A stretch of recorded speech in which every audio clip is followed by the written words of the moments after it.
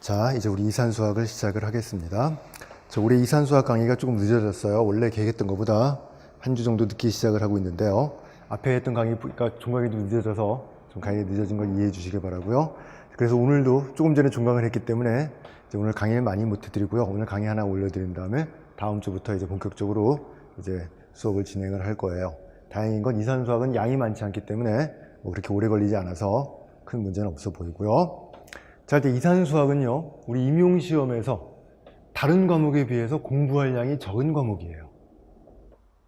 이산수학을 무시해서 그러는 것이 아니고 어쩔 수 없는 현실이기 때문에 이산수학은 우리 임용시험에서 점수를 받을 때 반드시 절대 포기할 수 없는 과목이에요.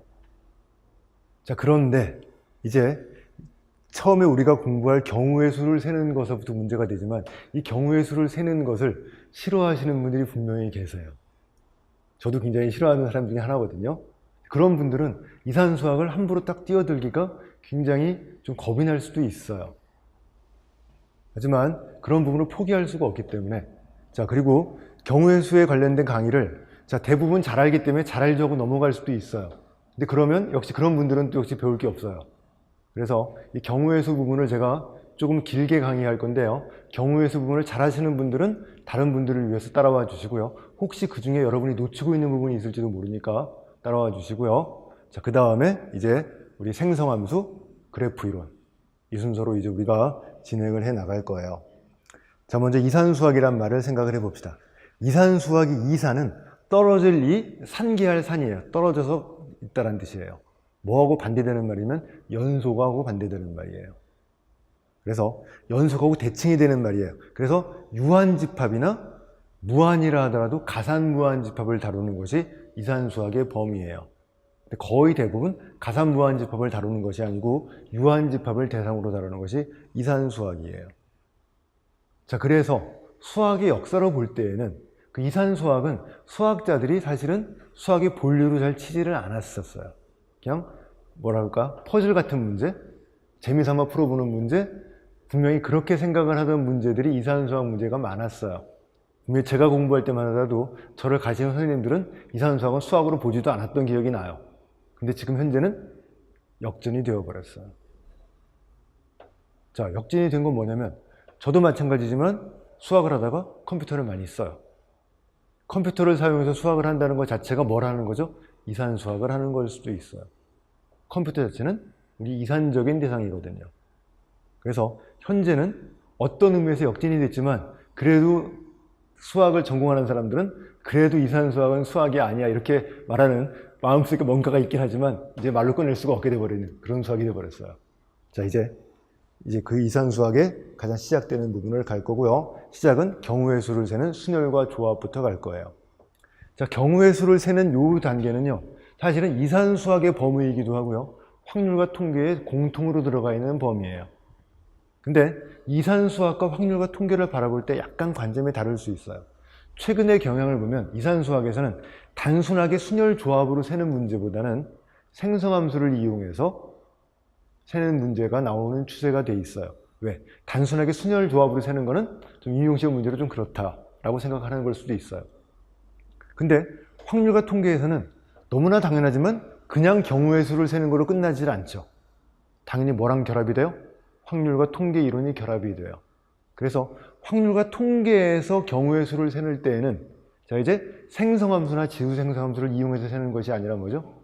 단순하게 순열 조합으로 세는, 거기다가 뭐예요? 확률 통계를 덧붙여서 문제가 출제가 될 거예요.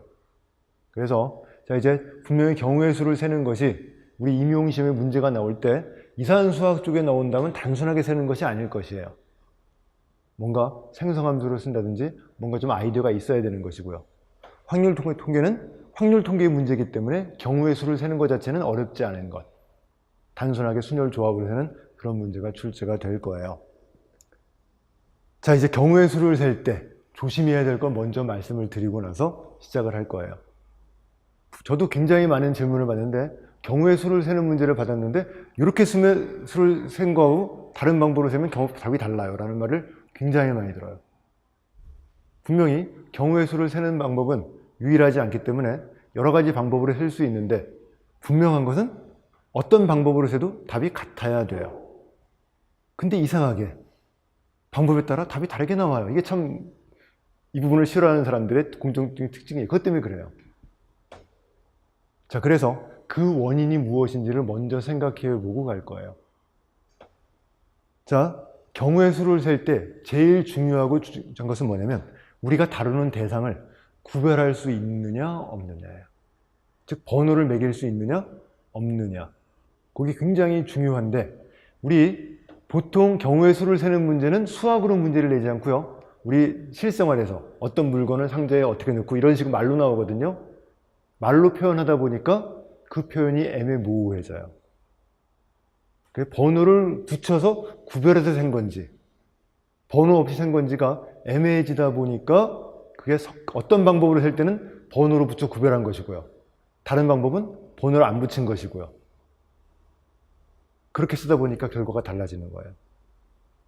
자, 제가 이쪽 문제를 내는 걸 굉장히 꺼리는 이유 중에 하나가 저도 그거 알거든요. 그걸 굉장히 조심해서 내도 우리 말의 특성상 이게 쉽지가 않아요.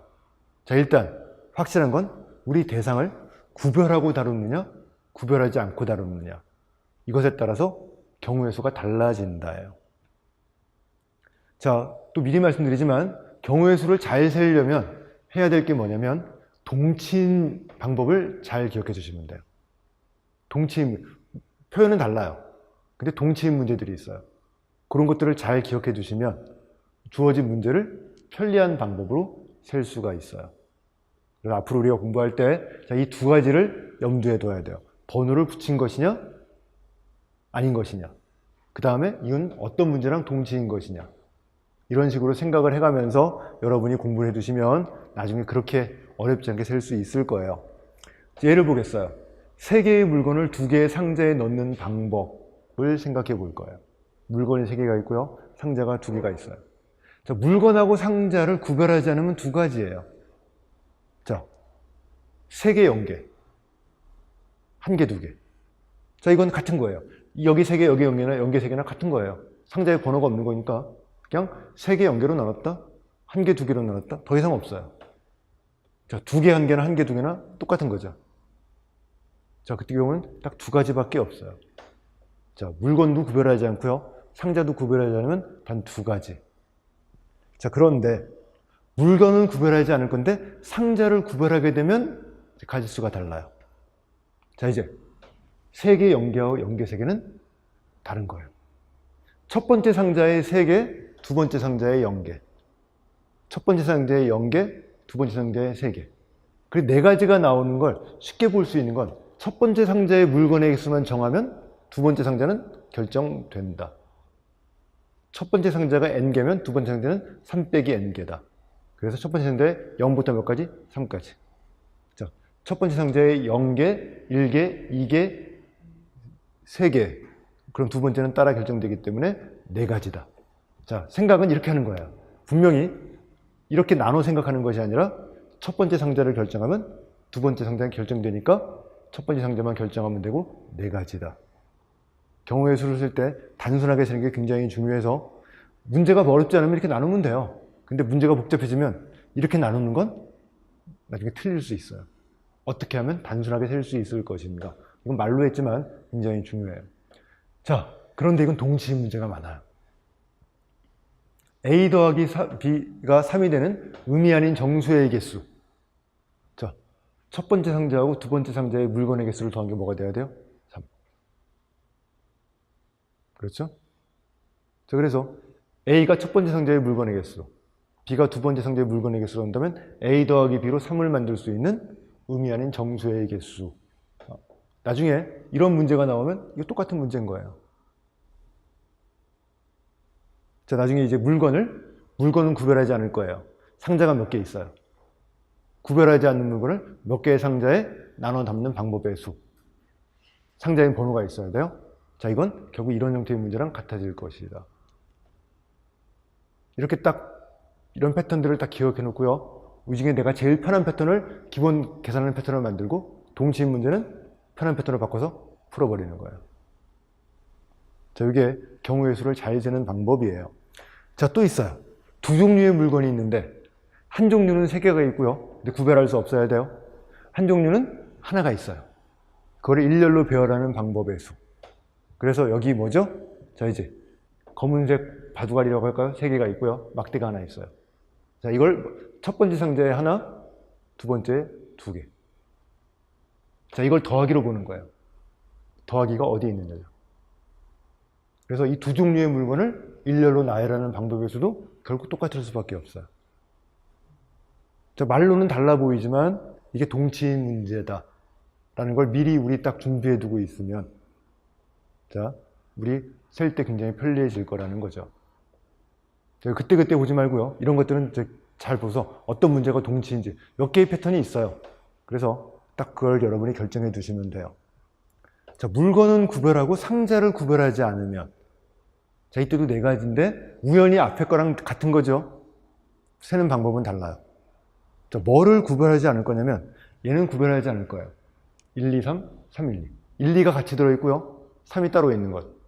1, 2가 같이 있고 3이 따로 있어요. 상자엔 번호가 없으니까 이건 뭐예요? 구별해서 하나로 볼 거예요. 근데 뭐는 구별할 거냐면 요거 2, 3이 같이 있고 1이 따로 있는 거. 2개 하나이긴 맞아요. 2개 하나긴 한데 물건에 번호가 있기 때문에 이건 다른 걸로 구별하는 거예요. 물건에 번호가 있고 상자에 번호가 없으면 세는 방법이 달라져요. 자, 상자에 번호가 없기 때문에, 자, 기본 조합은 이거죠. 아까처럼 상자에 번호가 없기 때문에 3개 0개, 2개 1개로 나눌 수 있어요.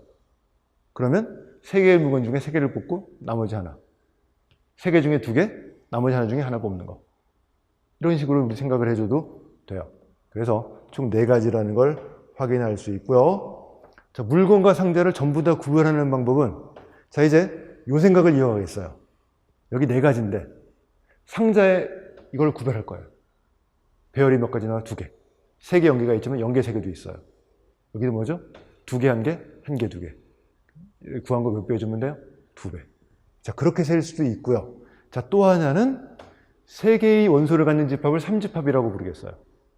원소 3개를 갖는 집합에서 원소 2개를 갖는 집합의 함수로 볼 수 있죠. 자, 1번 물건을 A번 상자에 담았다. 1은 어디에 대응을 주는 거예요? A. 2번 물건을 B번 상자에 담았다. 2는 B에 대응을 주고요. 3번 물건을 A에 담았다. A에 대응을 주면 이쪽이 정의역이고요. 이쪽이 뭐죠? 공역인 함수. 자, 1이 선택이 2가지, 2도 2가지, 3도 2가지니까 2의 함수인 게 8개 있다.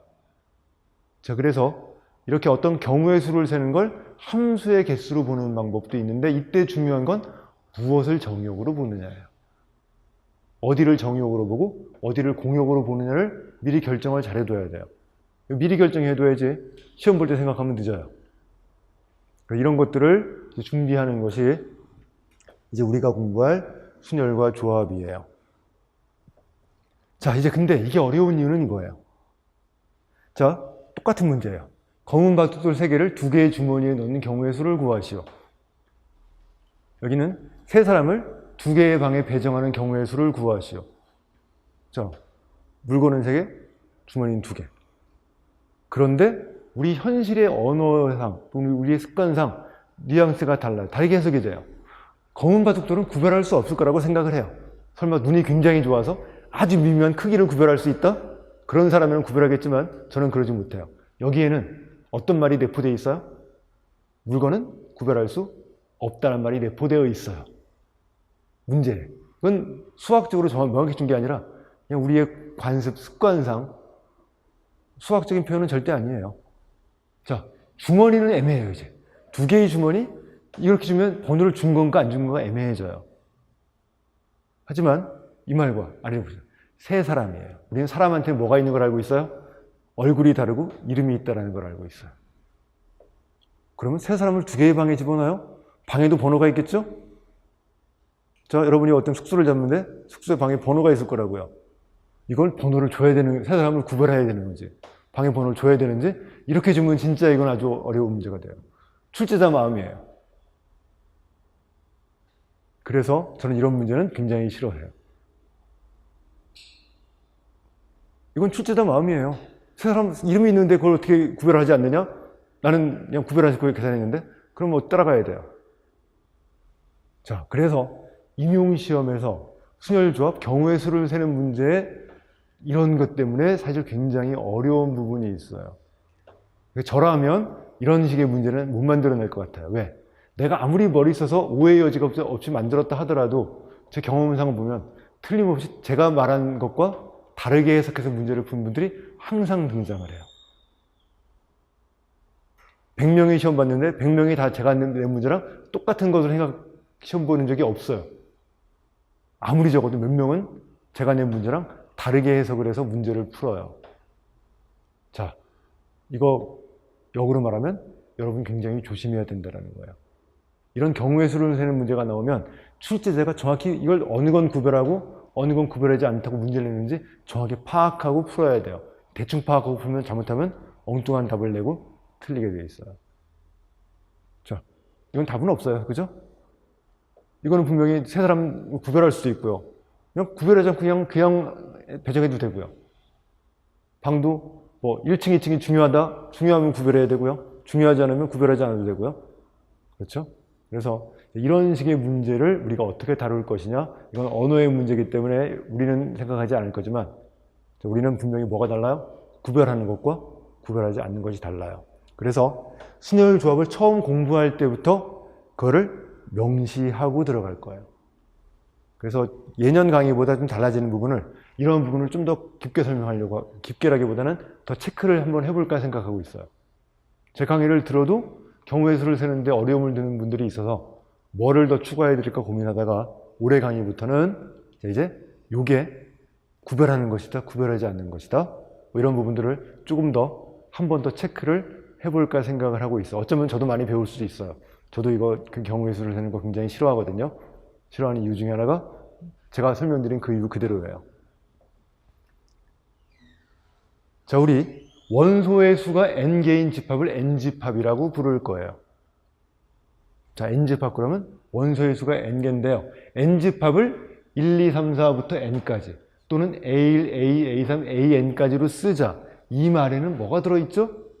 n집합이라고 부를 때는 원소를 구별하는 거예요.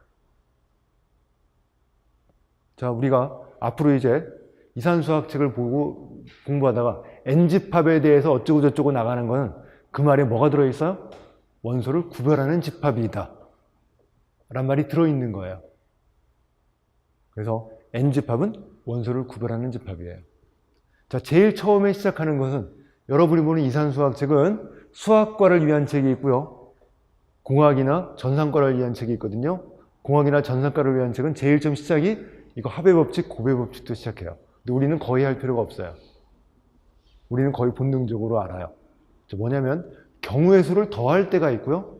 곱할 때가 있어요. 자, 경우의 수를 더할 때는 자, 이제 우리가 다루는 경우의 수가 분할을 이루고 있을 때예요.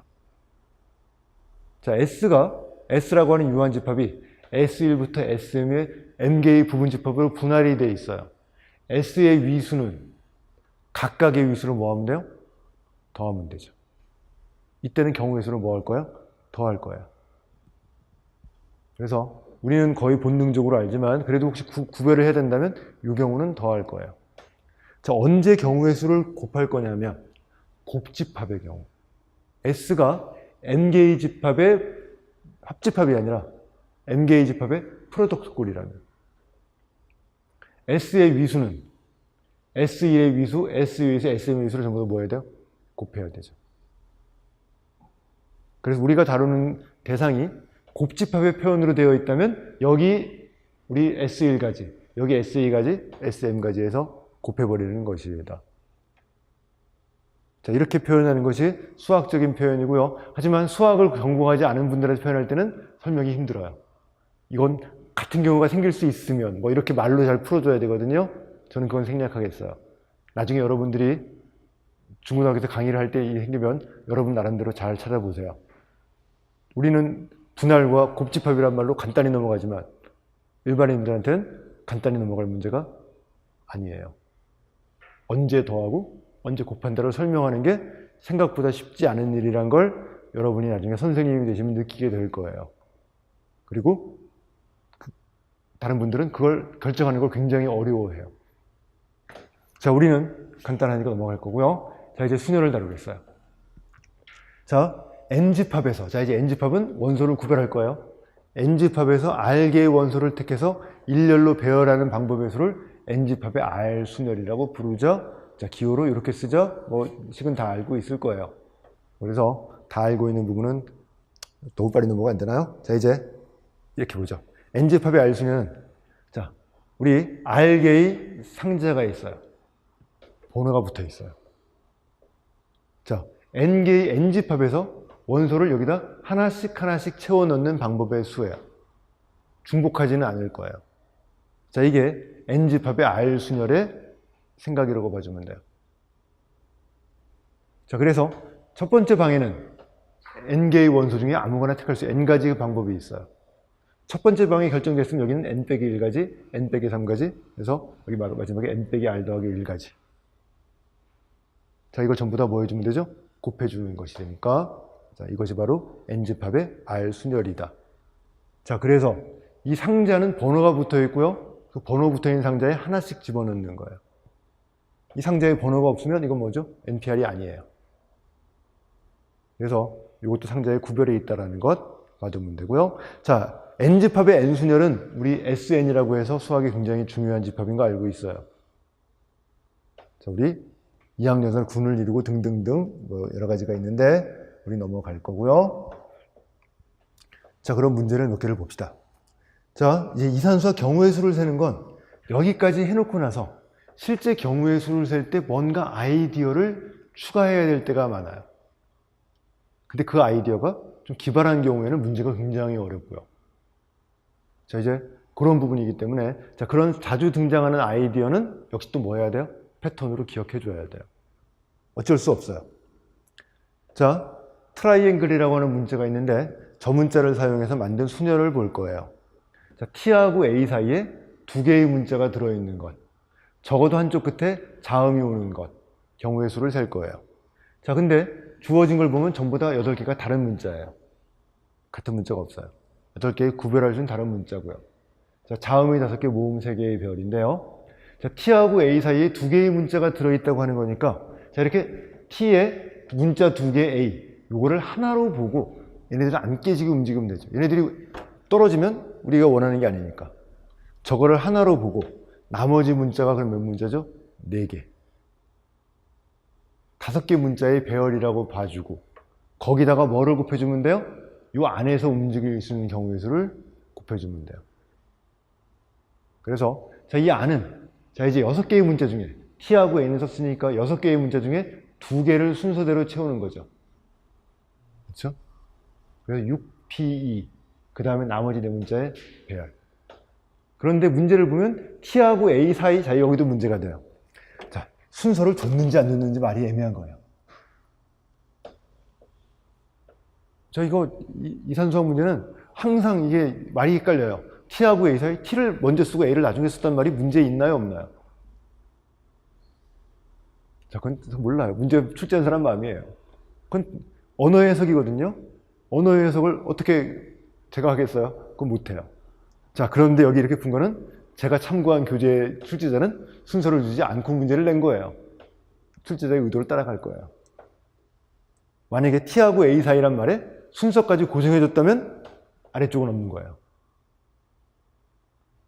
경우의 수를 세는 게 어려운 건 제가 싫어하는 이유 중에 하나가 이거예요. 내가 해석한 문장과 출제자가 의도한 문장이 다를 수 있고 그러면 답은 달라져요. 수학을 내가 못해 틀린 게 아니라 뭐죠? 문장의 해석의 문제로 내가 틀려요. 저는 이런 거 별로 안 좋아하거든요. 자, 그래서 사실은 가번을 위에만 하고 푼 분도 제가 문제를 낸다면 임용시험이 아니고 학교 시험 문제 내잖아요. 점수를 줄 거예요. 그 사람은 순서를 고정했다고 해석한 거니까. 자, 딴 데로 가면 안 되니까 돌아봅시다. 자, 일단 이 출제자는 순서를 고정한 말이 순서를 준 게 아니에요. 모두 생각해야 돼요. A, T도 생각해야 돼서 똑같이 구한 것에 2배를 해주면 됩니다. 가 됐죠. 자, 이제 저한테 질문하실 때요. 이런 건 질문하지 말아주세요. 이 문장을 이렇게 해석해서 되면 이렇게 되지 않냐고 질문하지 말아주세요. 그거는 맞는 말이에요. 문장이 해석 때문에 달라지는 결과이기 때문에 그건 수학적인 질문은 아니고요. 이 문장의 해석을 어떻게 했냐는데 제가 국문학자도 아니고요. 국문학자도 이거 못할 거예요. 국문학자는 순서에 관심이 없거든요. 수학자니까 순서에 관심이 있죠. 그래서 이건 답이 없어요. 자, 두 번째예요. 자, 두 번째는 이거 패턴을 꼭 기억해 줘야 돼요. 적어도 한쪽 끝에 자음이 오는 것. 이거는 또는으로 연결된 거예요. 왼쪽 끝에 자음이 있거나 또는 오른쪽 끝에 자음이 있거나. 우리 말에 적어도라고 번역된 것은 또는으로 되어 있는 건데요. 자, 또는은 경우의 수를 세기가 귀찮아요. 자, 그래서 경우에 따라 우리는 어떤 경우가 있냐면 A의 원소를 세는데 A의 원소의 수를 세지 않고요. 전체 집합에서 A 여집합의 원소의 수를 세서 빼는 게 편할 때가 있어요. 언제 이런 경우가 나타나면 A를 표현하는 말에 또는이 들어있습니다. 여집합을 붙이면 뭐가 되죠? 그리고로 바뀌어요. 그리고로가 되면 경우의 수를 셀 때 경우를 나눌 필요가 없어요. 또는은 경우를 나눠야 돼요. 못 세는 게 아니라 귀찮아요. 그래서 우리는 확률 통계도 마찬가지예요. A의 확률을 구하라는 문제가 나왔을 때 여집합의 확률을 구해서 1에서 빼주는 게 편할 때가 많아요. 역시 똑같은 논리. 또는이 들어가 있으면 경우를 나눠야 되기 때문에 귀찮다. 자, 그래서 이제 뭐예요? 적어도 한쪽 끝에 자음이 오는 것이라고 하지 말고요. 양쪽 끝에 뭐가 오는 거예요? 모음이 오는 경우를 세서 빼주면 경우를 나눌 필요가 없어요. 자, 이제 적어도 한쪽 끝에 자음이 오는 건 왼쪽에 자음, 오른쪽에 모음. 왼쪽엔 모음, 오른쪽 끝에 자음. 양쪽 다 자음. 세 가지를 세서 중복되는 거 빼고 해야 되거든요. 귀찮은 일이 벌어진다고요. 자, 그럴 때 우리는 반드시 뭘 쓸 거야? 이걸 쓰는 건 굉장히 중요한 기본 패턴이에요. 여집합의 위수를 구해서 전체 집을 빼준다. 그래서 양쪽 끝에 모음이 오도록 만들어서 나머지 6글자를 배열해주면 되는 거니까. 자, 전체 문자의 배열의 수는 8팩토리알. 양쪽 끝에 모음이 오는 것은 자, 이제 뭐죠? 3개 중에 2개 배열하는 것. 나머지 6개는 그냥 순서대로 배열이니 6팩토리알. 자, 그래서 우리 이렇게 구해주면 되죠. 자, 이런 식의 문제는 일단 풀어봅시다. 제가 이걸 또 막 지나가 버리면 안 되니까. 그러면 이쪽을 싫어하시는 분들을 위한 강의가 아니니까 차근차근 풀어가도록 하죠. 0부터 4까지 5개의 숫자로 만들어지는 다음 조건을 만족하는 정수가 과연 몇 개 있겠느냐라는 거예요. 자, 5자리 수. 자, 5자리 수에는 제일 처음이 0인 경우가 빠져 있다라고 하는 거죠. 그래서 모든 경우의 수에서 제일 앞이 0인 경우의 수를 빼주죠. 모든 경우의 수는 5팩토리얼이고 여기 앞에 0이 들어가면 나머지 4팩토리얼 빼주면 된다는 거 알 수 있고요. 4번, 4자리수 짝수를 구할 거예요. 자, 짝수가 되는 경우는 제일 오른쪽이 0, 2, 4가 들어가면 짝수니까 여기가 0이 들어가는 경우 나머지 3칸만 채우면 되죠? 4피상. 자, 순서가 굉장히 중요해요. 그죠? 순서가 중요하다는 건 무슨 뜻이에요? 우리가 구별을 한다는 뜻이에요. 상자에 번호가 붙어 있다라고 말했던 게 순서가 중요하다는 말이에요. 상자에 번호가 붙어 있지 않으면 순서가 중요하지 않죠. 자, 다시 돌아갈 거예요. 그래서 자, 우리 NPR을 계산할 때는 원소에도 번호가 붙어 있고요. 상자에도 번호가 붙어 있기 때문에 순서가 굉장히 중요하다라는 거 잊지 말아 주세요. 자, 제일 뒤가 2면 뭐는 빼야 돼요? 앞이 0인 건 빼야 되기 때문에 자, 일단 3개의 숫자로 채울 수 있는 전체에서 앞이 0인 거 빼주면 되죠. 여기도 마찬가지해서 다 더해주면 우리 구해져요. 답은 3의 배수는 우리 정수론을 좀 써야 되죠. 자, 각 자리의 수를 전부 더해서 3의 배수가 되면 전체가 뭐다? 3의 배수다. 그래서 저 5개의 숫자로 3의 배수를 만드는 방법은 자, 이제 요 4개를 가지고 배열하면 뭐가 돼요? 우리 3의 배수가 되는 걸 확인할 수 있어요. 그렇죠? 자, 왜냐면 이 4개를 자, 그 다음에 이 4개를 가지고도 뭐 할 수 있어요? 3의 배수를 만들 수 있어요. 각 자리의 수에 비해 뭐가 되도록 만드는 거예요? 3이 되도록 만드는 거죠. 그래서 우리 경우의 수는 우리 빼주면 되죠. 자, 역시 마찬가지. 제일 앞에 0이 올 수 있는 거 빼주는 게 3팩토리얼 빼주는 거예요. 자, 이 4개를 배열하는 건 4팩토리얼인데 0에 있는 걸 빼주는 게 3팩토리얼 빼주는 것. 여기도 마찬가지 그걸 2배 해주면 우리 구해줄 수 있죠.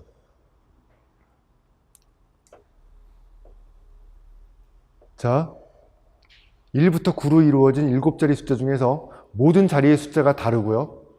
자, 모든 자리 숫자의 자리가 다르다는 말이 뭐예요? 우리 모든 자리를 구별한다는 말이 되죠. NPR이고요. 1과 2가 인접하지 않는 수. 그래서 일단 먼저 뭘 거냐면 모든 자리의 수가 1과 9로 이루어진 7자리 수를 볼 거예요. 자, 모든 자리수가 1과 이루어진 1부터 9로 이루어진 7자리의 수는 자, P97이 만들어지니까 자, 이만큼의 숫자가 존재해요. 저 중에서 뭐를 뺄 거예요? 1, 2가 있거나 2, 1이 있는 걸 빼주면 되죠. 자, 우리 여집합을 볼 거예요. 자, 이걸 빼줄 거예요. 자, 그럼 1, 2가 있는 수는 자, 이제 1과 2를 뺀 3부터 9로 5자리 수를 만들어요. 서로 다른 수로 5자리 수를 만들어요. 그 사이에 1과 2를 끼워 넣을 수 있는 방법의 수죠. 그래서 자, 3부터 9까지 5자리 수를 만들고요. 1, 2를 여기 6자리 끼워 넣을 수 있으니까 7개의 숫자로 5자리 숫자를 만든 다음에 뭐예요? 끼워 넣을 숫자를 6개를 곱해주면 되죠. 곱한다는 거 알 수 있어요. 이것도 마찬가지니까 계산해서 2배 해주면 된다는 걸 확인할 수 있죠. 2배해서 빼주면 되겠죠? 그래서 개수를 구할 수 있고요. 자, 이제 수녀를 어떻게 표현할 것이냐라는 건 이산수학뿐만 아니라 수학 전체에서 굉장히 중요한 문제예요. 그래서 몇 가지를 봅시다.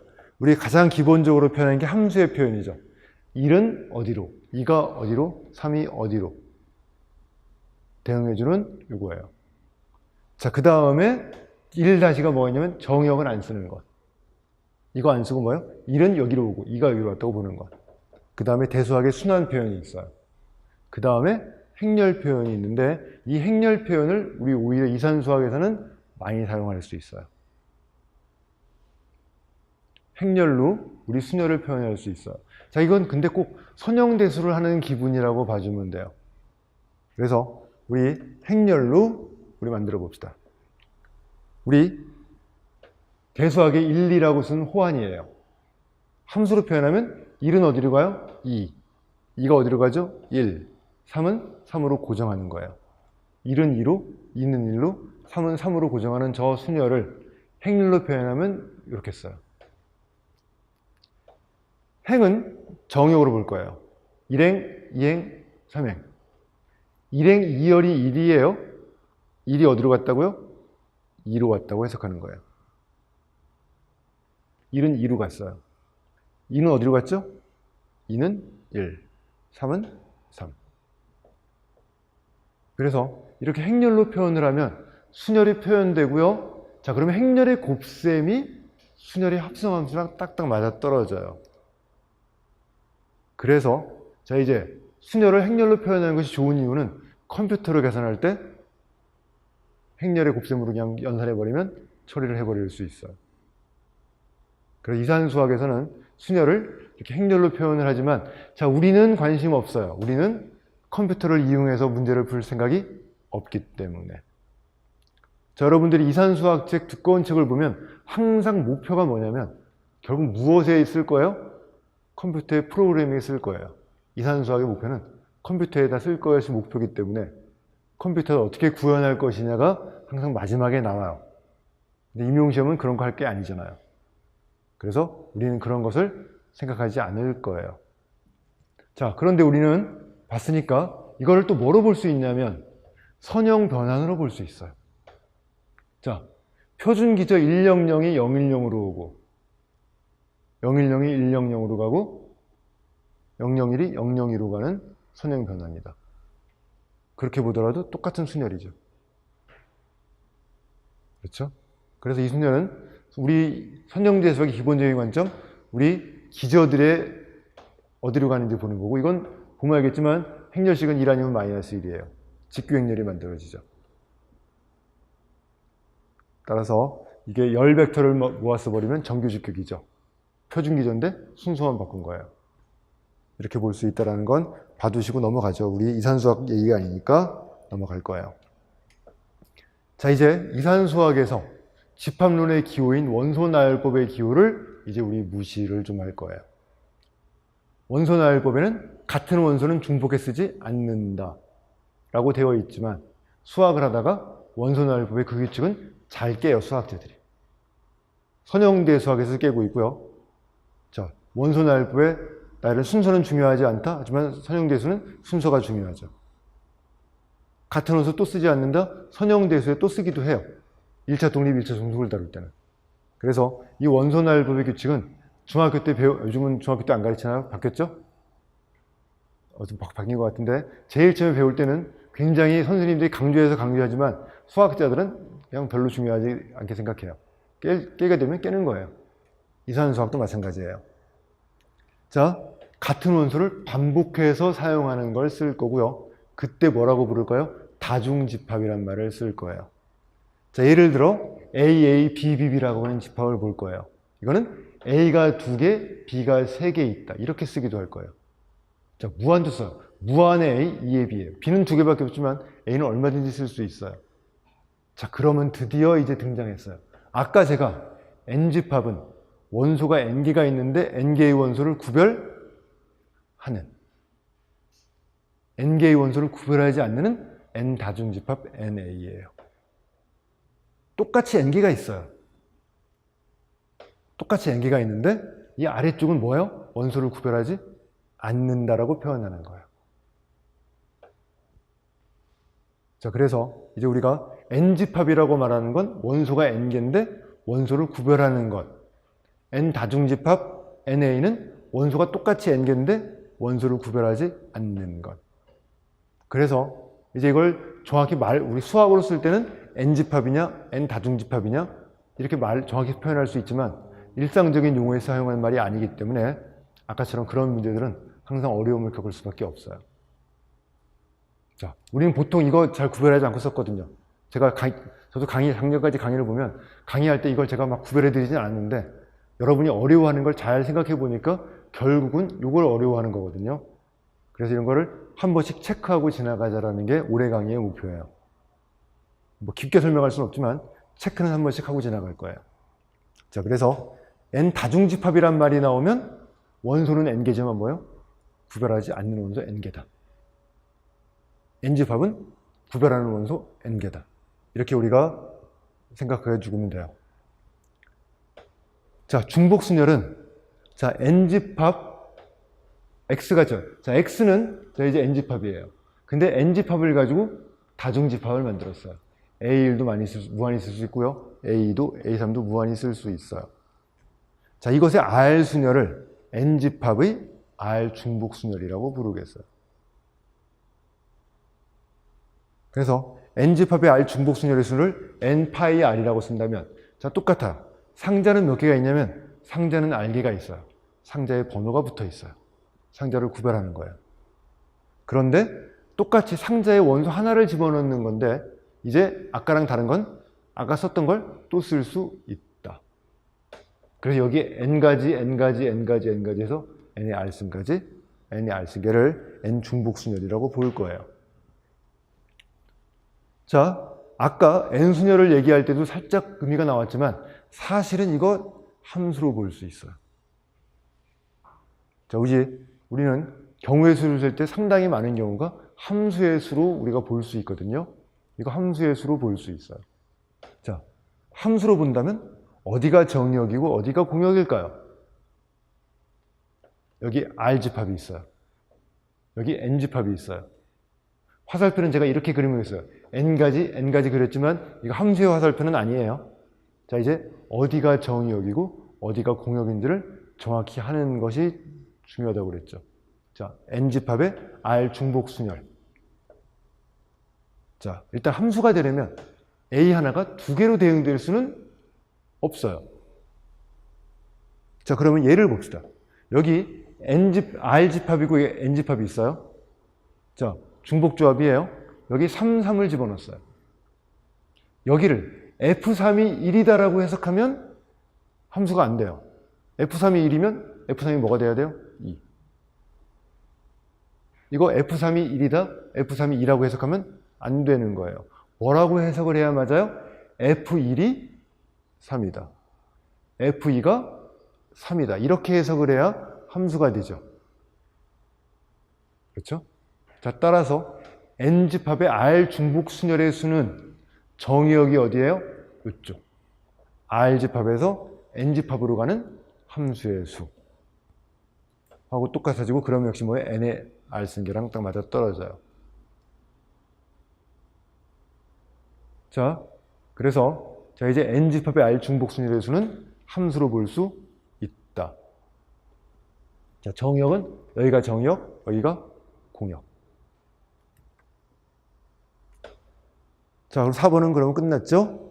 7통의 편지를 3개의 우체통에 넣는 방법. 자, 이제 편지를 뭐로 볼 거예요? 편지를 상자로 볼 것. 이제 중요한 건 이런 것들이에요. 어느 걸 상자로 보고, 어느 걸 N집합으로 주고, 어느 걸 R집합으로 줄 것이냐를 결정하는 게 중요해요. 자, N집합의 R 중복 순열. 뭐가 중복될 수 있어요? N이 중복될 수 있죠. 잘 봐야 돼요. 우체통은 중복이 돼도 돼요. 편지 2개가 한꺼번에 들어갈 수 있어요. 우체통의 번호는 중복할 수 있어요. 하지만 편지의 번호는 중복할 수가 없어요. 편지 1이 1번 우체통, 2번 우체통에 있을 수는 없으니까. 자, 그래서 이런 생각으로 이걸 구하는 거예요. 자, 따라서 어디가 R에 해당돼요? 편지의 숫자가 R에 해당되죠. N집합의 R 중복순열에서. 우체통의 번호의 숫자가 뭐예요? 우리 N집합에 해당돼요. 그래서 3집합의 7 중복순열이다. 자, 이런 걸 이제 처음에 경우의 수를 할 때 어려워하는 건 이런 거예요. 어느 걸 N집합으로 놓고 어떤 걸 R집합으로 놓는 걸 판단하는 건데요. 자, 이제 이런 걸 보는 거예요. 중복순열이니까 중복될 수 있는 게 뭐죠? N집합.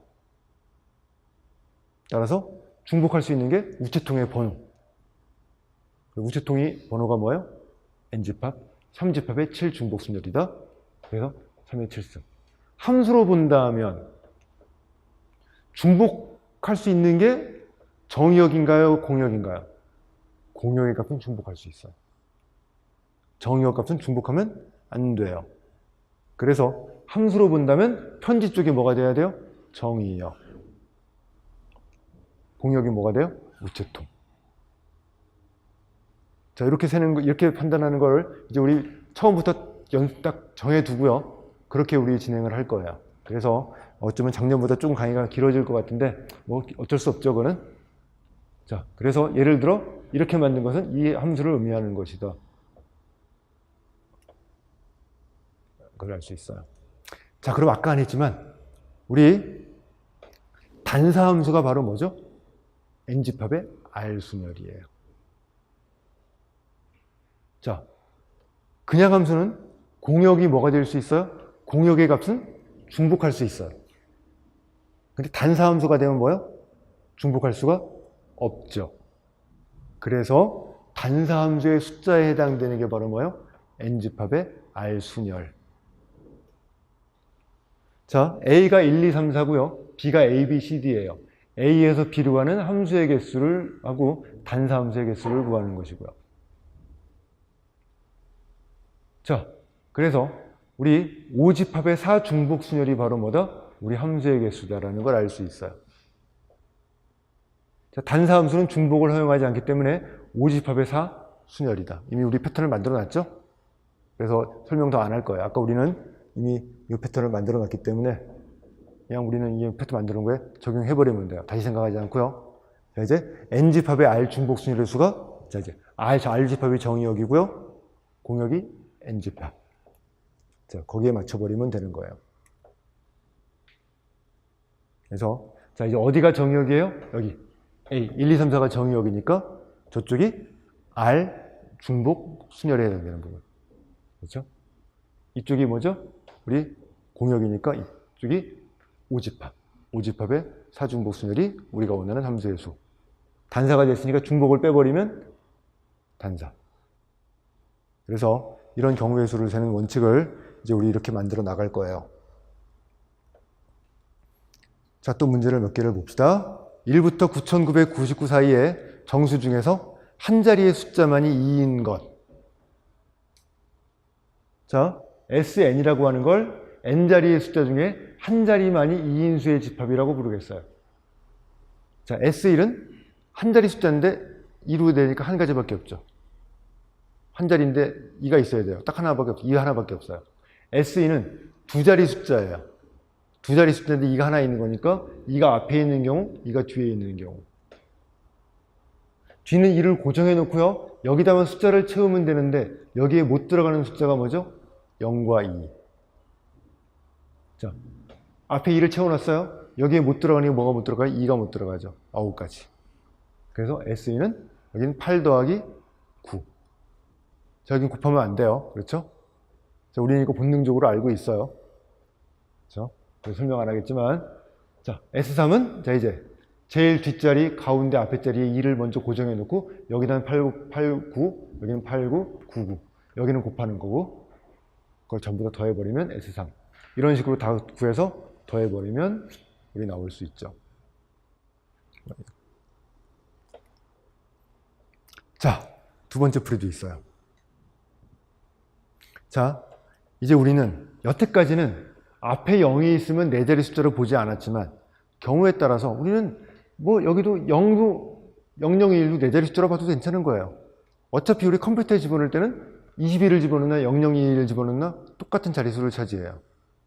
그래서 이것도 그냥 네 자리 숫자라고 봐버린다면 그러면 간단해지죠. AN을 n번째 자리가 2인수의 집합이라고 준다면 자, 여기가 전부 다 999예요.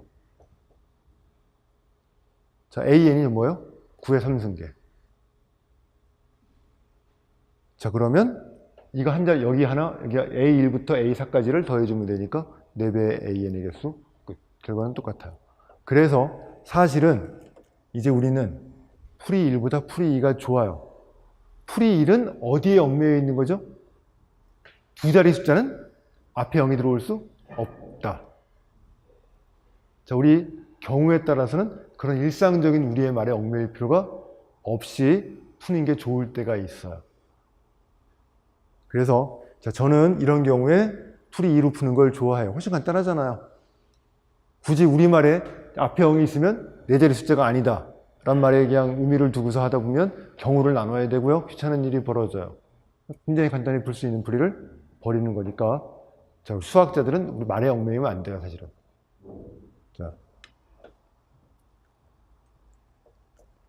자, 0과 1로 이루어진 n자리 문자 중에서 1이 짝수번 반복되는 문자열이 몇 개인가?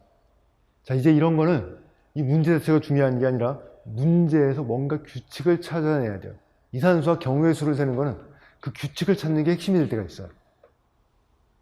그래서 0과 1로 이루어진 n자리 문자열 중에서 1이 짝수번 사용된 문자열이 어떤 규칙을 갖고 있는지 만들겠어요. 일단 n자리가 아니고 n-1자리를 만들었어요. n-1자리를 만드는 1이 짝수번 쓰였어요. 자, 여기다가 0을 추가해봐요. 그럼 n자리 숫자가 됐죠. n자리 숫자가 되는데 1이 몇 번 들어갔어요? 짝수번이에요. 자, 나는 뭐냐면 n자리 문자열인데 1이 짝수번 쓰인 걸 보고 싶은 거예요. 근데 n-1자리에 1이 짝수번 쓰였다면 거기다 0 추가하면 뭐가 돼버려요? n자리가 되는 짝수번이에요. n-1자리인데 1이 홀수번 쓰였어요. 뭘 추가하면 돼요? 1 추가하면 짝수번 쓰였어요. 자, 하나 더 전으로 들어갈 수도 있고요. 그렇죠? 자, 그래서 자, 이렇게 만들면 1이 짝수번인 n자리 문자열을 만들 수 있어요. 자, 그런데 봅시다. 1이 짝수번 쓰인 요 똑같은 문자열인데 여기 0을 추가하지 않고 1을 추가했어요. 1이 몇 번 쓰였죠? 홀수번. 자, 1이 홀수번 쓰였어요. 똑같은 거죠? 근데 1을 주지 않고 0을 추가했어요. 1이 몇 번 됐어요? 홀수번. 자, 그러면 잘 보세요. 우리 1이 짝수번 쓰인 거를 이렇게 만든 것과 1이 홀수 이렇게 만든 게 자릿수가 어때요? 경우의 수가 똑같죠. 이건 무엇 의미예요? 1이 짝수번인 문자열 수와 1이 홀수번인 문자열 수는 같은 거예요. 따라서 전체 경우의 수를 뭐로 나누면 돼요? 2로 나누면 돼요. 전체 경우가 2n승이니까 절반인 2n 빼기 1승계다. 자, 이런 규칙을 찾는 게 또 경우의 수를 셀 때 굉장히 중요한데 저런 규칙을 찾는 게 절대 쉬운 일은 아니고요. 저런 규칙을 찾아서 경우의 수를 세는 문제가 진짜 어려운 문제예요. 경우의 수를 세는 문제, 어려운 문제 굉장히 많아요. 저도 뭐 그냥 손도 못 대는 문제가 굉장히 많거든요. 그런 문제의 특징이 바로 이런 규칙을 찾아내야 돼요. 그 문제를 보고서 생각을 해서 규칙이 뭔지 찾아내서 그 규칙을 적용해서 만드는데 규칙이 하나가 아니고 두세 개가 들어가면 이제 어려워져요. 진짜 어려워져요. 자, 다르게 생각하는 방법이 있어요. 함수를 이용하는 것도 굉장히 중요한 패턴이에요. 자, 이런 것들은 귀납적인 생각이죠. 자, 규칙을 찾을 때 여러분이 해야 될 것 중에 하나가 귀납적인 생각을 해본다예요. 하나 전으로 되돌아가 보자. 자, 이거 굉장히 중요한 패턴이에요. 자, 언제 그렇게 하라고 제가 말을 할 수는 없어요. 하지만 여러분이 한번 생각해 봐야 되는 패턴 중에 하나가 귀납적인 패턴을 찾아보는 것. 또 하나가 함수로 만들어 볼 거예요. 문자열에서 문자열로 보낸 함수를 만들 건데요. 0은 1로 보내고요. 1은 0으로 보낼 거예요.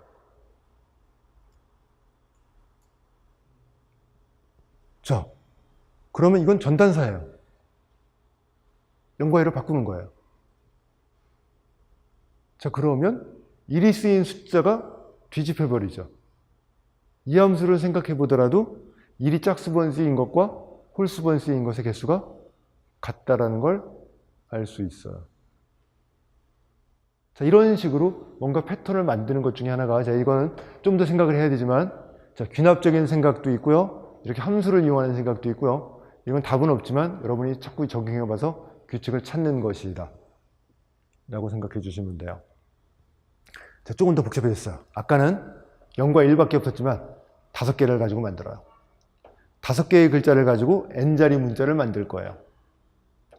a가 짝수번 나온 게 얼마나 되겠는가? 자, 아까는 0과 1 딱 2개밖에 없기 때문에 생각이 편했어요. 근데 이건 문제가 5개거든요. 그래서 이제 귀찮은 일이 벌어져요. 하지만 핵심은 7번하고 똑같아요. 자, 어떻게 볼 거냐면 모두 일단 5의 n승계 문자가 있어요. 5의 n승계 문자가 있어요. 자, A하고 B가 없는 건 몇 개 있어요? 3의 n승계. A하고 B가 없다는 얘기는 A는 몇 번 썼어요? 0번. 짝수번 썼으니까 3의 n승계는 무조건 A를 몇 번 쓴 거예요? 짝수번 쓴 거예요. 그렇죠? 자, 그래서 이제 A 또는 B가 있는 문자열은 이만큼이 들어있어요. 자, B를 택한 이유는 없어요.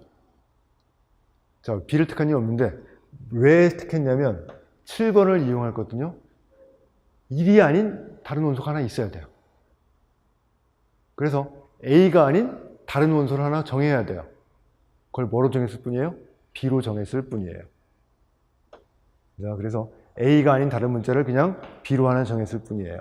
자, 그러면 A 또는 B가 있는 문자열의 집합을 S라고 하겠어요. S는 총 몇 개의 원소를 갖고 있어요? 요만큼의 원소의 수를 갖고 있어요. 자, 알파, 베타가 A 또는 B가 있는 문자열이에요. 자, 근데 우리는 그래서 동치관계를 줄 거예요. 알파하고 베타의 관계를 줄 건데요.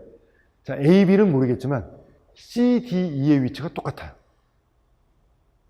C, D, E 위치가 똑같으면 관계를 줄 거예요. 저렇게 주면 저거 동치관계인 거 금방 알 수 있어요.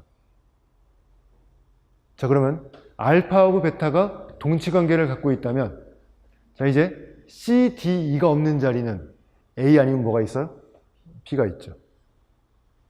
자, A를 1로 보고 B를 0으로 볼 거예요. 그럼 어디로 돌아가요? 7번으로 돌아가요. 그래서 C, D의 위치가 똑같은 것은 걔네끼리 비교할 거예요. 그래서 S에서 A1이 짝수번 있는 문자열의 숫자는 딱 절반인 걸 확인할 수 있어요. C, D는 중요하지 않아요. C, D는 위치가 똑같은 것만 그냥 다 비추고 오고요. 위치가 똑같은 것 중에는 이게 짝수번 쓰인 건 몇 개 있어요? 딱 절반. 모든 걸 다 그렇게 따져버리면 어떻게 돼 있어요? 딱 절반만큼 짝수번 쓰인 게 있다는 걸 알 수 있기 때문에, 자, 이제 S의 원소 중에는 A1이 짝수번 쓰인 건 딱 절반이 존재한다 라고 하는 걸 알 수 있어요. 자, 역시 마찬가지 함수로 생각을 해도 가능할 수도 있어요. A, B, C, D 문자열인데 C, D, E는 그대로 보내고요. A는 B로, B는 A로. 이렇게 바꾸는 경우도 있죠. 바꿔 생각을 해도 괜찮을 거예요. 그래서 A가 0개에다가 이만큼 더해주면 우리 되는 걸 확인할 수 있고요. 자, 그래서 저걸 일반화시킨 게 바로 이제 이렇게 똑같은 방법으로 만들 수 있다는 건 봐두시면 되고요. 자, 이제 이런 문제는 저도 이제 이산수학 교재에서 찾는 문제거든요. 아이디어가 있어야 돼요. 이런 아이디어를 못 찾으면 풀기 어려운 문제들이고요. 자, 임용시험용 문제는 아닐 거예요. 임용시험에서는 저런 아이디어를 찾아서 만드는 문제는 나올 가능성이 높지 않기 때문에, 자, 가능성이 높지 않지만 그래도 어쩔 수 없어. 이산수학 책에 제가 찾은 거예요. 그 얘기는 우리 시험 문제를 출제하는 선생님들이 참고하는 교재를 받아요. 출제위원 들어가잖아요. 그분들한테 최근 몇 년간의 문제, 작년의 경우에는 최근 3년간의 문제를 주어졌대요. 최근 3년간의 문제와 참고할 수 있는 책들, 그리고 우리 여기 노란기에 돌아다니는 문제 몇 가지를, 문제들 좀 이렇게 줘요. 그걸 보고 이제 문제를 내는 거거든요. 참고하는 교재에 이런 문제가 있으면 나올 수도 있어. 어쩔 수 없어요. 그래서 이고요. 자, 이제 우리 순열이란 말을 좀 더 일반화시킵니다. 유한집합의 원소를 나열하는 것을, 자, 이제 배열하는 것을 순열이라고 부르겠어요. 자, 이렇게 말하는 건 이제 중복될 수 있기 때문에. 우리가 대수학에서 말하는 순열은 뭐죠? 중복하면 안 돼요. 그래서 이제 중복할 수 있기 때문에 이제 중복되는 걸 포함해서 유한집합 X의 순열이다. X의 모든 원소를 이제 뭐 할 거예요? 배열할 거예요. 저 집합 X가 다중집합일 수도 있어요. 그래서 다중집합의 순열이에요.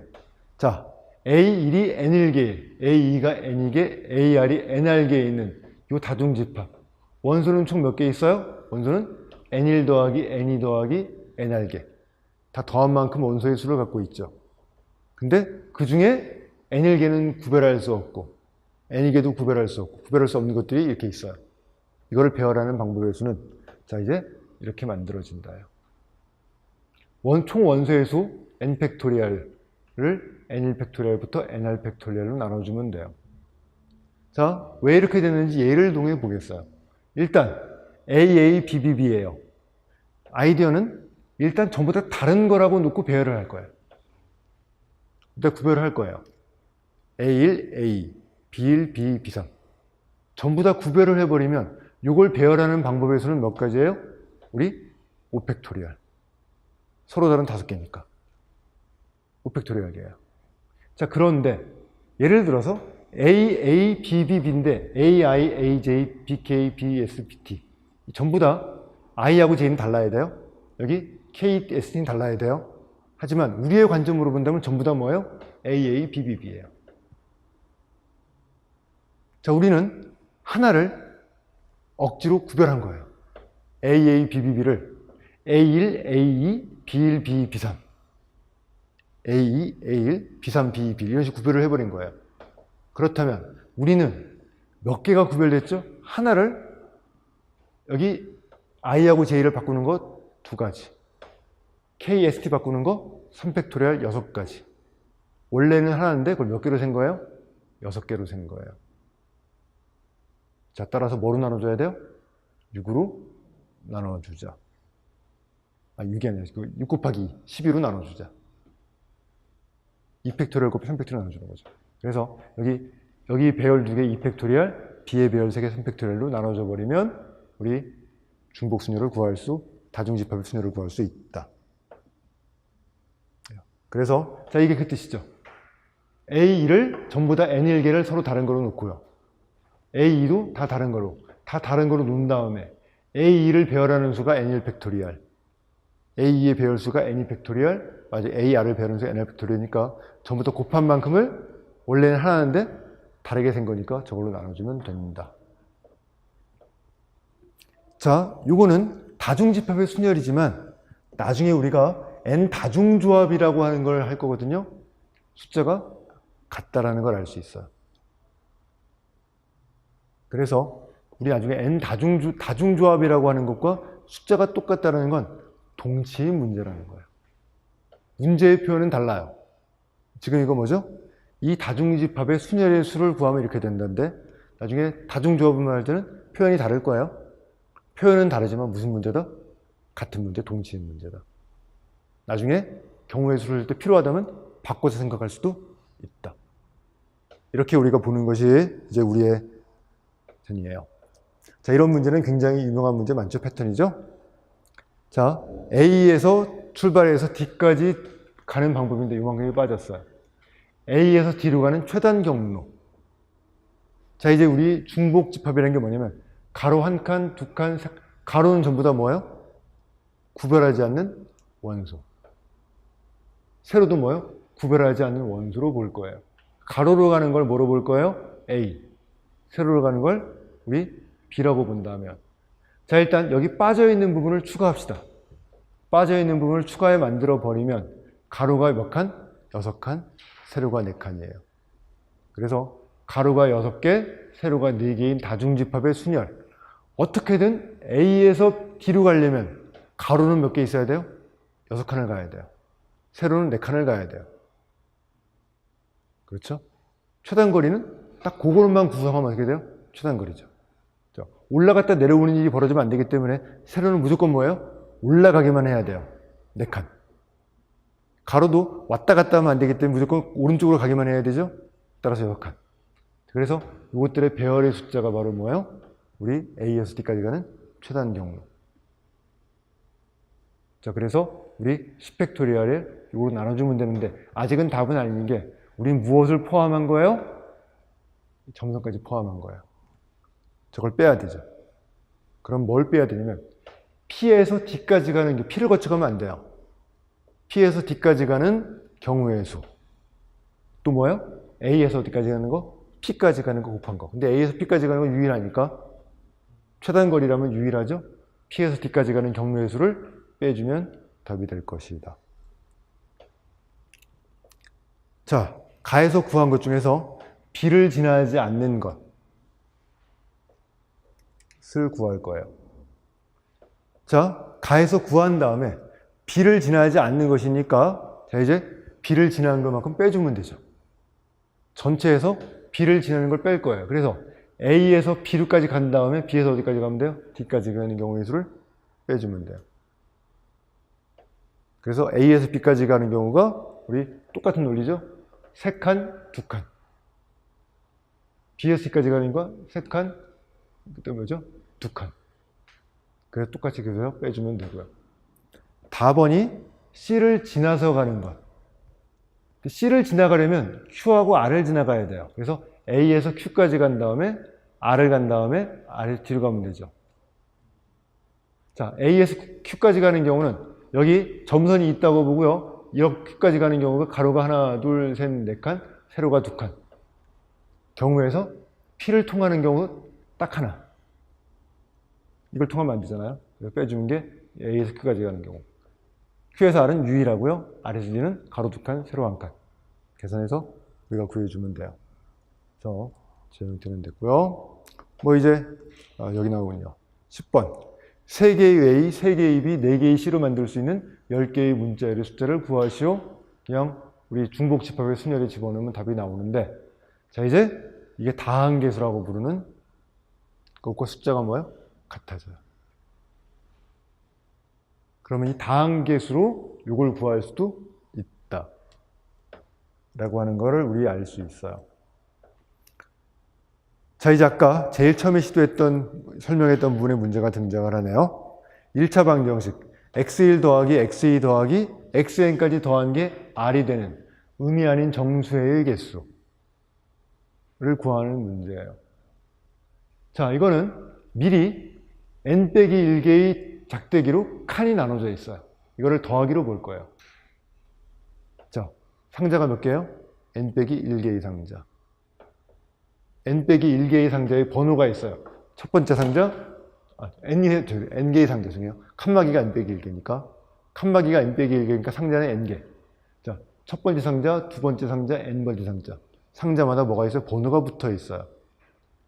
번호가 붙어 있는 상자에 번호를 붙일 수 없는 물건 R개를 나눠 담는 거죠. 자, 그래서 자, 그렇게 만든 것이 바로 이제 뭐예요? 이거니까 뭐라고 볼 수 있어요? 다중집합. 요 번호를 붙이지 않는 요거 몇 가지 알게. 가운데 더하기라고 쓴 것도 이제 물체로 볼 거예요. 뭐죠? 우리 n-1개. 얘네들을 일렬로 배열하는 방법의 수하고 똑같다. 그래서 자, 이거를 자, 1차 요 해의 개수를 구하는 방법은 굉장히 많아요. 동치 문제가 굉장히 많아요.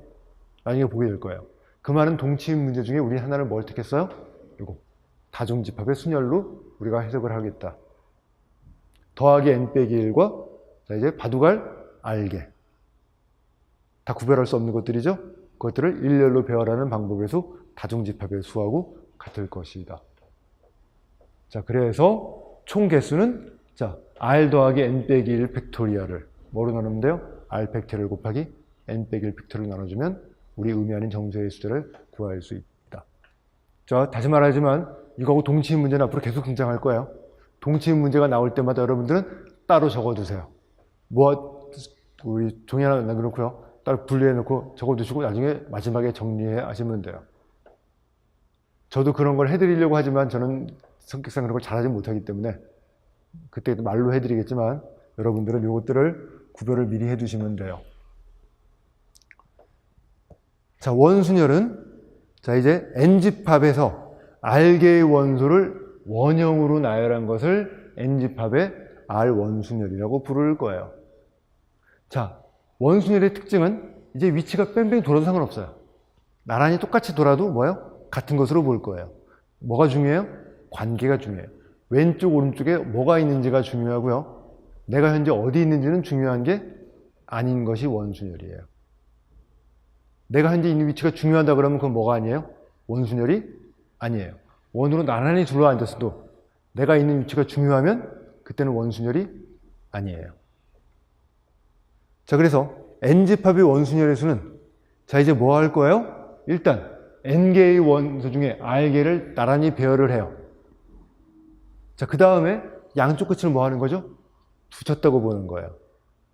그리고 시작점은 이제 중요하지 않아요. 아까 말했지만 어디가 시작인지는 중요하지 않기 때문에 시작점이 될 수 있는 게 몇 개예요? r개. 여기 r개의 칸 중에 어디부터 시작했는지 중요한 게 아니라고요. 그래서 r로 나눠주는 것을 우리 원순열이라고 부르겠어요. 자, 그래서 자, 이제 n개의 원소를 번호가 붙어있는 r개의 칸에 집어넣은 다음에 별한 다음에 뭐 할 거예요? 시작과 끝을 붙여버리자. 시작은 중요하지 않다는 생각으로 만든 게 원순열이에요. 자, 한 쌍의 부부가 있고요. 이것도 역시 이산수학 책에서 골랐기 때문에 이런 문제가 나오는 거예요. 저보고 만들려면 이런 문제 절대 안 만들어내요. 자, 그래서 이건 이산수학 책에서 이제 이산수학 책에서는 이런 식의 말로 만들어내거든요. 그대로 그냥 옮겨온 거예요. 제가 만든 문제는 절대 아니라는 게 보여요. 자, 한 쌍의 부부하고 네 쌍의 약혼자가 원탁에 둘러앉을 때 부부가 이웃하여 앉는 방법의 수, 부부가 마주보고 앉는 것, 남자 여자가 서로 교대로 앉는 것. 자, 일단 이런 건 많이 봤죠. 부부를 한 명으로 보면 9명을 뭐 하는 거예요? 우리 원순열로 배열하는 거예요. 그 다음에 부부의 자리는 바꿀 수 있으니까 곱하기 뭐 해주면 돼요? 2. 자, 그래서 가번은 이렇게 구할 수 있고요. 자, 이제 나번이에요. 부부가 서로 마주보고 앉는 거예요. 자, 부부 중에 한 사람의 자리를 결정했어요. 남편을 결정했어요. 아내의 자리가 결정돼요. 아내를 결정하면 남편이 결정돼요. 그리고 나머지 사람을 배열을 하는 건데요. 자, 이때는 뭐죠? 원순열이 아니에요. 자, 굉장히 설명이 미묘하지만 아까도 말했지만 원순열은 내가 배열을 할 때 시작점은 중요하지 않다고 보는 거예요. 근데 이건 기준이 정해졌어요. 기준이 정해진 다음에 배열을 할 때는 그건 뭐가 아니에요? 원순열이 아니에요. 원순열은 시작점은 무의미하다고 보는 것. 이게 위치만 관계가 중요한 거예요. 그렇죠? 근데 이건 이미 기준이 정해진 상태이기 때문에 원순열이 아니다. 따라서 나머지 8명을 배열하는 거니까 8팩토리얼계다. 자, 답은 여자 5명을 먼저 원순열로 배열을 해요. 사이사이에 빈자리가 있죠? 그 빈자리에 남자를 배열하는데 남자를 배열하는 건 이제 원소율도 아니죠. 이미 그때 오펙토레를 곱해주면 된다 라고 하는 걸 알 수 있어요. 자, 굉장히 또 이산수학에서 유명한 문제 중에 하나예요. 레드 넘버라고 부르는 건데요. 연이은 두 자리의 숫자가 모두 다른 그런 자연수를 이제 우리 레드 넘버라고 부른대요. 왜 이렇게 이름을 붙였는지 모르겠지만 유래가 있겠지만 유래까지는 관심이 없어서 안 찾았어요. 자, 연이은 두 자리 숫자가 다른 그런 자연수를 우리 레드 넘버라고 부르겠어요. 자, 이 중에 짝수가 몇 개 있겠느냐예요. 자, 그러면 봅시다. xn이라고 쓰는 걸 n자리 레드 넘버의 수로 볼 거예요. 자, n자리인데 뭐요? 연이은 두 개의 숫자가 뭐가 돼요? 다 달라야 돼요. 자, 이제 그러면 첫 번째 자리가 결정이 되면 첫 번째 자리는 0이 들어갈 수 없어요. 9개 중에 하나예요.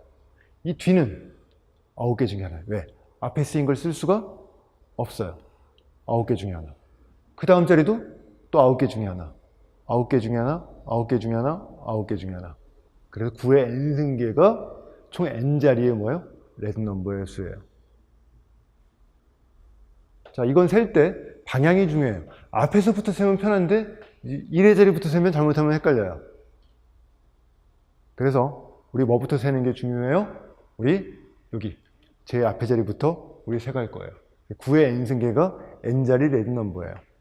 자,yn을 n자리 레드 넘버 중에서 짝수인 거, gn을 홀수인 거 라고 줄 거예요. 자, 봅시다. 그럼 일단 yn 더하기 gn은 뭐가 돼야 돼요? 9의 n승이 돼야 돼요.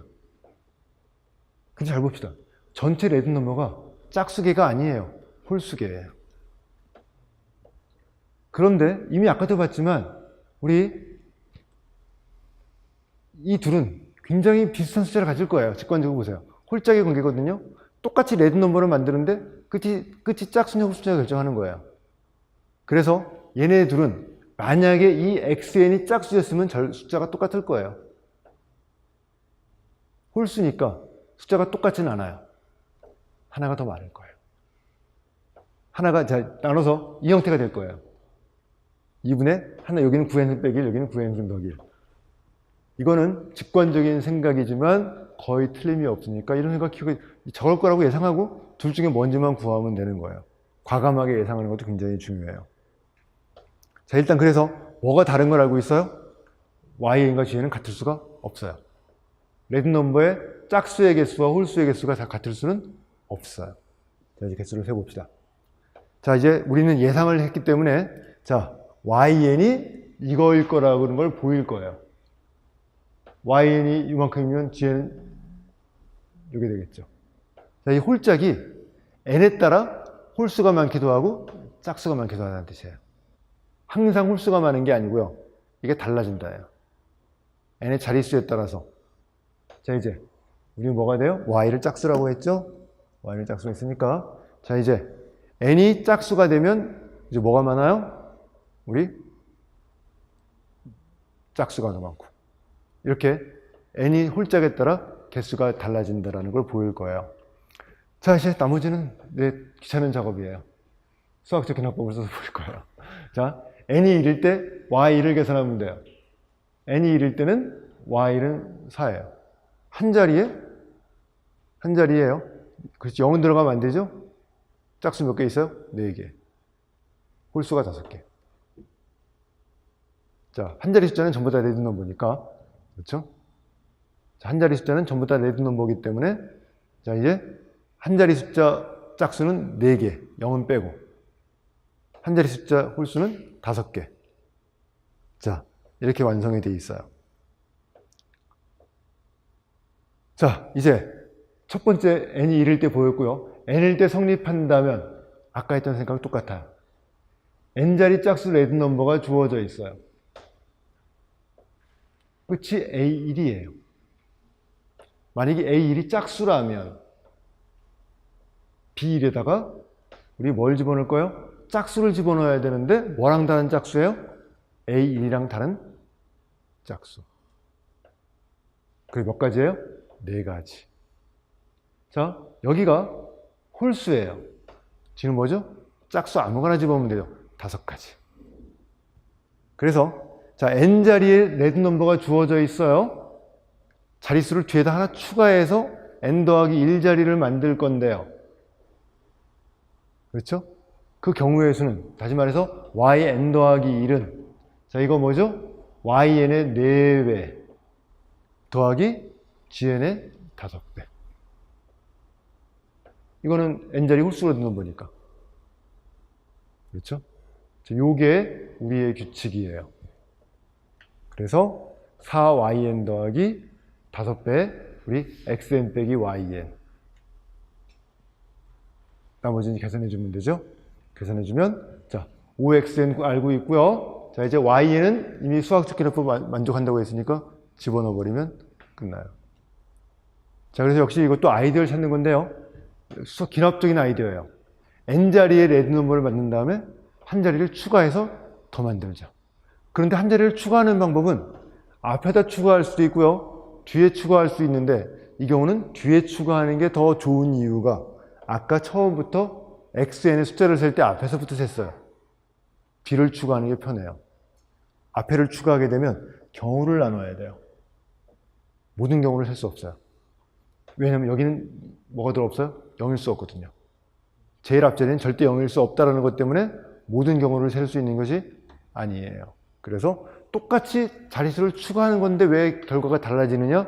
자, 이제 여기 뭐가 다른 게 있는 거예요. 자, 이런 거는 상당히 어려운 문제가 돼요. 그래서 앞에다 추가하는 것이 아니고 뒤에다 추가하는 것이다. 하지만 지금 역시 이 쓰는 방법은 아까도 나왔죠? 귀납적인 생각이라고 해서 어디 있었죠? 좀 앞으로 많이 가야 되나요? 자, 너무 많이 갔는데? 어디 갔지? 어디쯤 있었는데? 아까 제가 얘기를 한 부분이 있을 거예요. 자, 이제 뭐죠? 한 자리 전으로 돌아가서 귀납적으로 생각을 해봐서 규칙을 찾아보자.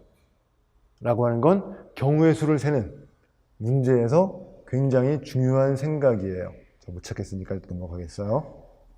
자, 그 생각이란 것만 봐두시면 되고요. 나머지는 이제 똑같이 이어서 계산해 주면 되죠. 자, 일단 이렇게 해서 오늘 첫 시간에 순열에 대한 얘기를 했고요. 자, 이제 앞으로 우리가 경우의 수를 셀 때 어떻게 할지 미리 말씀을 드렸어요. 제가 혹시 잊어버리더라도 여러분이 항상 체크를 하세요. 이거는 번호를 구별하는 것, 구별하지 않는 것. 제가 설명을 하고 가끔 빼먹을 때가 있을 거거든요. 그래도 설명을 듣다 보면 여러분이 아실 수 있을 거예요. 제가 구체적으로 딱 명시하지 않더라도 이거는 원소를 구별하는 것, 상자에 번호가 있는 것, 없는 것. 그래서 우리 n집합에 우리 순열, 상자에 번호가 붙어 있고요. 원소에도 뭐예요? 번호가 붙어 있는 것이다. 자, 이런 식으로 하는 것들을 잘 생각해 주세요. 자, 원소가 번호가 붙어 있지 않는데 배열하는 방법의 수는 바로 뭐죠? 다중집합의 순열. 요거예요. 자, 이거는 다 구별을 못 해요. 몇 개는 구별할 수 있지만 n일개는 같은 거, n이개는 같은 거. 그래서 요거는 자, 이제 전부 다 원소를 구별하는 것이 아니고 구별할 수 있는 원소 몇 개와 자, 이제 빨간 공 3개, 검은 공 4개 이런 식으로 들어간 거예요. 빨간 공, 검은 공들은 구별할 수 있지만 빨간 공끼리는 뭐 할 수 없는 것? 구별할 수 없는 것. 자, 이런 일이 벌어졌을 때는 이런 다중집합을 생각하는 것이다. 이렇게 딱 원칙을 딱 만들어 놓고 가시면 나중에 헷갈리지 않을 거예요. 자, 이렇게 해서 첫 시간 우리 이산수학 시간을 마치고요. 다음 주부터 본격적으로 이제 이산수학을 공부를 하도록 하겠어요. 수고들 하셨어요.